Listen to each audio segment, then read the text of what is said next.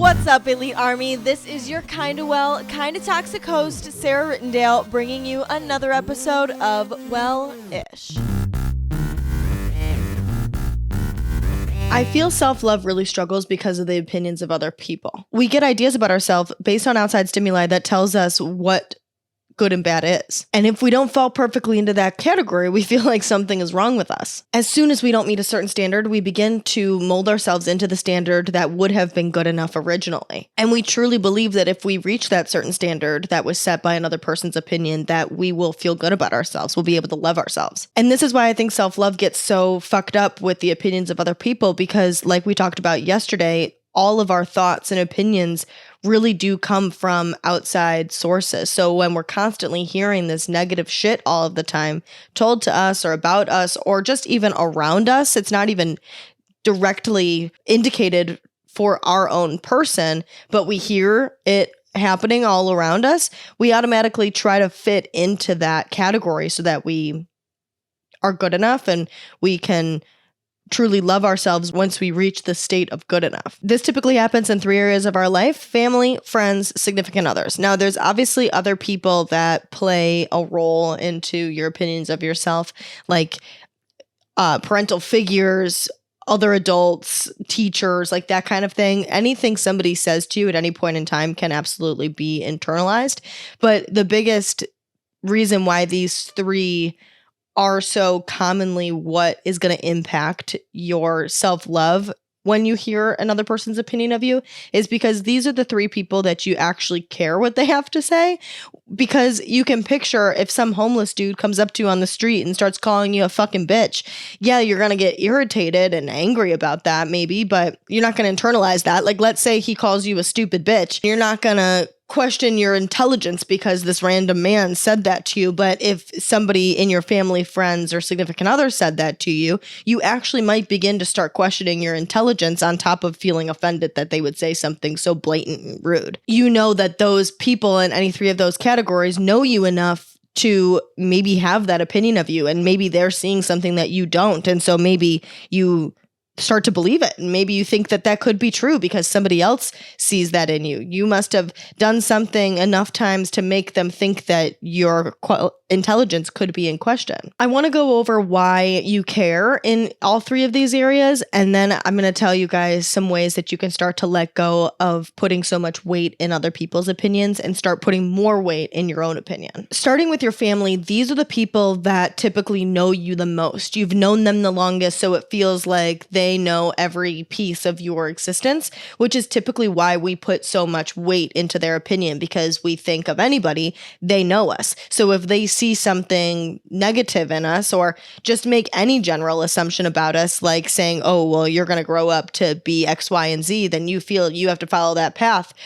Otherwise, you're going to disappoint them and you're not worthy of love because they know what's best for you. These are the first people who unconditionally love you until you grow up and realize that they too have conditions, especially when they treat you poorly. But because they are these people who love you unconditionally, you think, for the most part, if you're in a semi-healthy situation, that they also have your best interest at heart. And they also, know you and know what's best for you. So because they'll love you unconditionally, you think, well, they love me, so I guess I should probably listen to them. I guess whatever their opinion is probably accurate. Something bizarre about families too is the generational ideas that have been passed down. If you come from a line of women who are independent and who don't care about external image, but you pop out of your mom and you do care. You think it's fun. Someone might tell you in more or less words that it's wrong to care about that. But based on external things that you've been exposed to, like pretty fashion and makeup and social media, you might care more than your grandma or great grandma would care. And then they gave those ideas to your mom, and maybe your mom cares a little bit, but not as much as maybe you care. But they're going to instill this idea in your head that caring makes you vain, materialistic, conceited, whatever their idea of it is.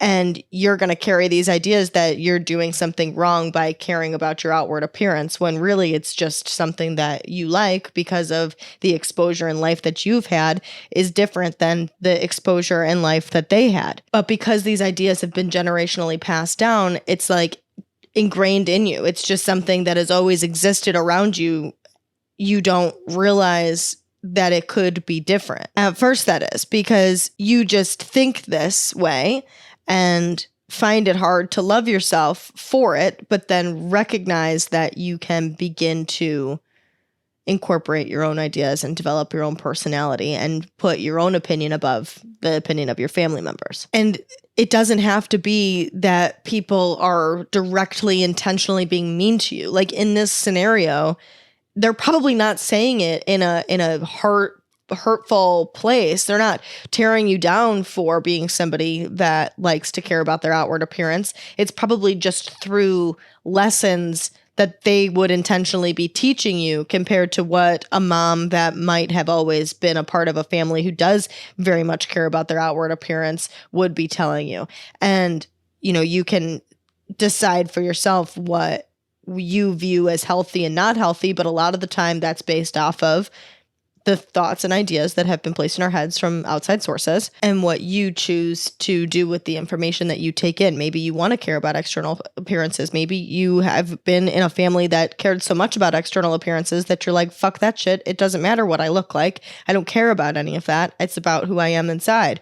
And then you break the generational curse and teach your kids something different. But that's the idea, is it's not somebody intentionally trying to hurt you, but they give you these ideas of what right and wrong is, and you decide how to love yourself based off of those right and wrong things until you decide that you want to do something different. You want to do the thing that actually makes you feel good and not follow the same idea that makes you feel like you're constantly questioning yourself. As for your friends, I think they are who we spend the most time caring an unhealthy amount about what their opinion is, because we've been in school with them for 13 years, working our asses off to fit in and be good enough and be cool and not be made fun of. It's our first exposure to our social support system, to what it means to be in a community of like-minded people. You're not comparing yourself to your parents or your siblings. It's now people that are similar to you all in one arena, fighting for hierarchy, for lack of a better word. And the thing that happens with this is we're really building these habits inside of our mind that we have to reach this external result of having enough friends or being pretty enough or having the coolest boyfriend or saying the coolest things or doing the coolest things in order to be good enough for us to truly love ourselves. Then you take that ideology that your friends are your basis for your social support network, because they are definitely when you're a kid, and then that continues into adulthood. And because our friends typically are a reflection of our own values and experiences and beliefs, and are typically, doing similar things, living similar lives to what we are, because we have like interests and not interests, whatever, you get what I'm trying to say, then it helps us shape our sense of self, and it helps us shape our sense of belonging. And so when we're doing something outside of the norm, or somebody gives us their opinion and we care about that person, and whether we care about them in a, oh my gosh, you're my best friend in the whole world, I love you kind of way, or I care about you because you drive me nuts, and it's not that you actually care about the person, but for whatever reason, their opinion can always just get the fuck under your skin.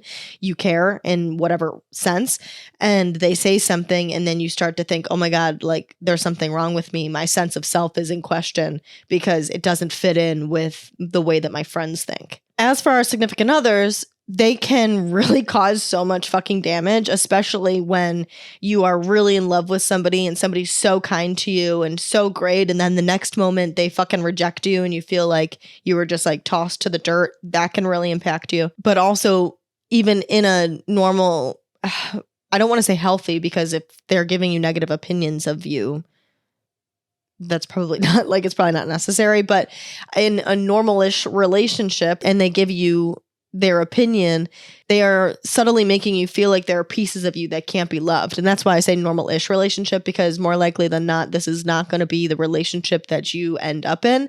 It's going to be a relationship that they don't make you feel that great, or maybe there's nothing that they're doing too sinister. Like maybe they're not cheating on you and manipulating you and being a fucking dick to you.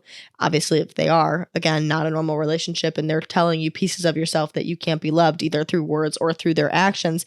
But it could also be a relationship that doesn't seem too bad, but it just doesn't give you all of the satisfaction and feelings of all of the ways that you could love yourself that a true, genuine, healthy relationship does. Their thoughts and feelings play such a huge role in our emotional well-being. And because they're your partner, they're typically who you look to for validation and understanding and support, making their opinion really impactful for you. So when they don't give you that support and validation and understanding, your immediate reaction is to question yourself. Again, caveman brain. You are in fear of rejection, and rejection means that you could be singled out and alone, kicked out of the tribe to wander the frozen tundra by yourself and die because you have no resources or food or protection that you do from having a community and at the very least having a mate. So now that we have a better understanding of why it is that you care so much, it's easier to understand how to put other people's opinions lower on the totem pole than your own opinion. And I word it that way is because I am not saying that it is about not giving a fuck. It is not about reaching the state of not caring. It's not about becoming this bad bitch that doesn't let anything faze her. It's an elite thing to give a fuck. It is an elite thing to care.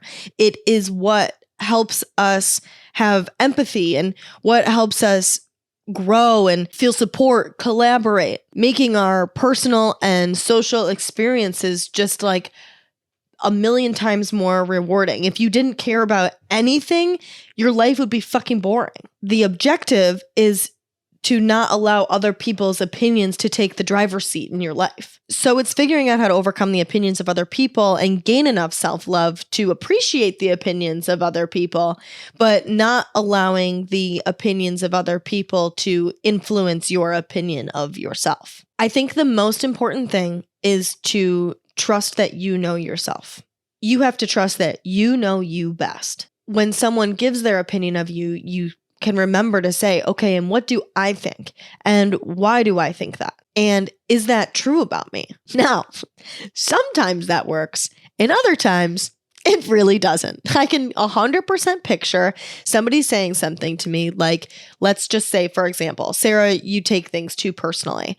I can completely picture me remembering to say to myself, okay, Sarah, they just said that to you, and that kind of like hit a piece in me that made me feel like I'm questioning my self-love a little bit. And I asked myself, okay, what do I think? Do I think that I take things personally? And I can picture myself being like, well, yeah, based on things that have happened in my life in the past, I definitely take things personally sometimes. Why do I think that? Because I've had events in my life that I think that I get a little too worked up over after it's over and realize that maybe I took it more personally than I needed to, and I should have just not cared so much. So yes, it is true. I do take things personally, and now I'm defensive, and now I'm really taking it even more personally, and I'm upset about it and feeling like there's something wrong with me for taking things personally. All because I have this perception that taking things personally means that I am too sensitive, and I have a perception that being too sensitive is bad. So in other words, somebody says, Sarah, you're taking things too personally. I hear, Sarah, you suck.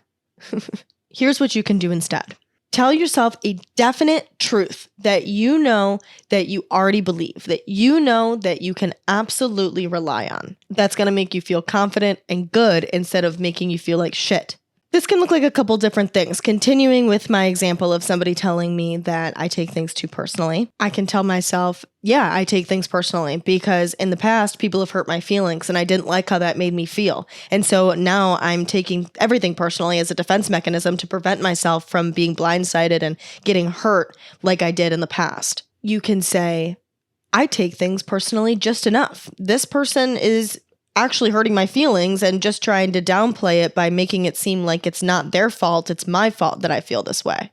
Or you can say, I don't take things personally. I know that to be true. And I know that this person just has a perception of me based on their own life experiences that has nothing to do with me. You have to tell yourself something that you will actually believe. Otherwise, it won't work. You won't be able to make yourself feel better, will yourself to feel better by telling yourself a bunch of bullshit.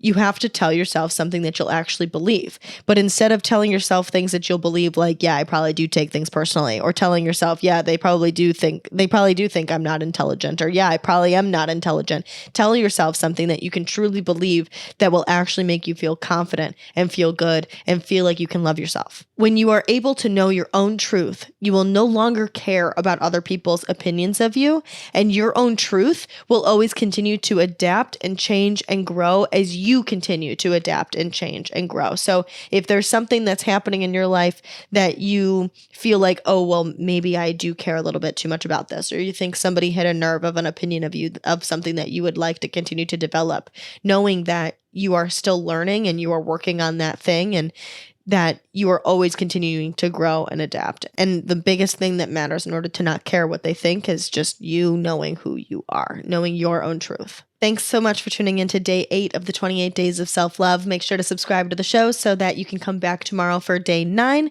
We're going to be talking about the famous self-talk, and I'm excited because it's obviously based on this conversation. And if you've been listening to Wellish before the 28 days and even the 28 days, you know that I'm not a very big believer in positive self-talk. So I'm excited to talk to you guys about this because I think that it is actually really beneficial. Thank you so much again for listening. Make sure that your day kicks fucking ass, and I will talk to you guys tomorrow. Bye, guys.